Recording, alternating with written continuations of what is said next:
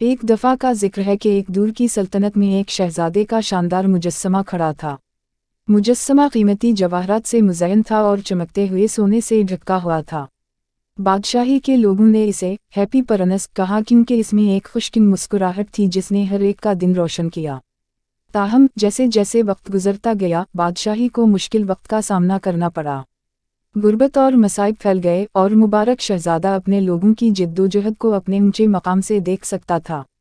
اس کا دل ان کے لیے دکھی تھا اور وہ ہر طرح سے مدد کرنا چاہتا تھا۔ ایک رات مجسمے کے پاس ایک چھوٹا سا نگل بیٹھا تھا۔ نگل اس وقت پیچھے رہ گیا تھا جب اس کے ساتھی پرندے سردیوں کے لیے جنوب کی طرف اڑتے تھے۔ ہیپی پرنس نے نگل کی لگن اور مہربانی کو دیکھا اور وہ جانتا تھا کہ اسے اپنے مشن کو انجام دینے کے لیے ایک ساتھی مل گیا ہے۔ مبارک شہزادے نے اپنا خیال نگل کے ساتھ شیئر کیا۔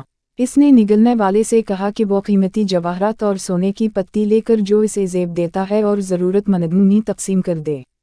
نگل اگرچہ ابتدائی طور پر ہچکچا رہا تھا مدد کرنے پر راضی ہو گیا۔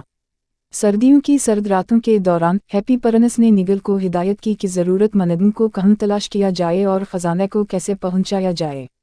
نگل کے پنکھ تھک گئے مگر دل پر عزم رہا۔ احسان کے ہر عمل کے ساتھ اس کا ایک بار شک دل ایک نئی گرمجوشی سے پھول گیا۔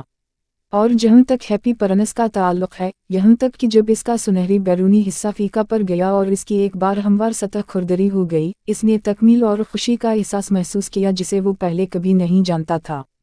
بہار آ گئی اور نگل کو معلوم تھا کہ اب وقت آ گیا ہے کہ وہ اپنے ساتھی پرندوں میں شامل ہو جائے۔ لیکن جیسے ہی وہ روانہ ہونے کی تیاری کر رہا تھا مبارک شہزادے نے اسے تھوڑی دیر ٹھہرنے کی تاکید کی۔ مہربانی کا ایک اور عمل ہیپی پرنس نے درخواست کی کیونکہ ایک غریب سہیلی ہے جسے مدد کی ضرورت ہے۔ نگل اگرچہ کمزور اور تھکا ہوا ایک آخری بار مدد کرنے پر راضی ہوا۔ اس نے ہیپی پرنس کی آنکھ سے بچا ہوا آخری نیلم نکالا اور سیمسٹریس کے پاس لے گیا۔ وہ بہت خوش تھی اور اس کا دل ایک بار پھر امید سے بھر گیا۔ اس کا آخری عمل مکمل ہونے کے بعد نگل ہیپی پرنس کی طرف لوٹ آئی لیکن وہ تھک چکا تھا اور کمزور تھا۔ جیسے ہی وہ مجسمے کے ٹھنڈے دل کے سامنے بیٹھا اچانک اس کے جسم میں گرمی پھیل گئی اور اس کے ساتھ ہی نگل نے آخری سانس لی۔ اس کا چھوٹا سا دل محبت اور شفقت سے بدل گیا تھا۔ اسی لمحے ایک معجزاتی تبدیلی واقع ہوئی۔ ہیپی پرنس کا دل پھٹ گیا جس سے خالص سونے کا چمکتا ہوا دل کھل گیا۔ نگل کی قربانی نے مجسمے کی بے لوث محبت کو ایک ایسے خزانہ میں بدل دیا تھا جو کبھی ختم نہیں ہوگا۔ اور اس طرح بادشاہی کے لوگ ہیپی پرنس کی تبدیلی اور اس کے سنہری دل کی خوبصورتی پر حیران رہ گئے۔ انہوں نے نگل کی قربانی کو یاد کیا اور ہمدردی اور مہربانی کے حقیقی معنی سیکھے۔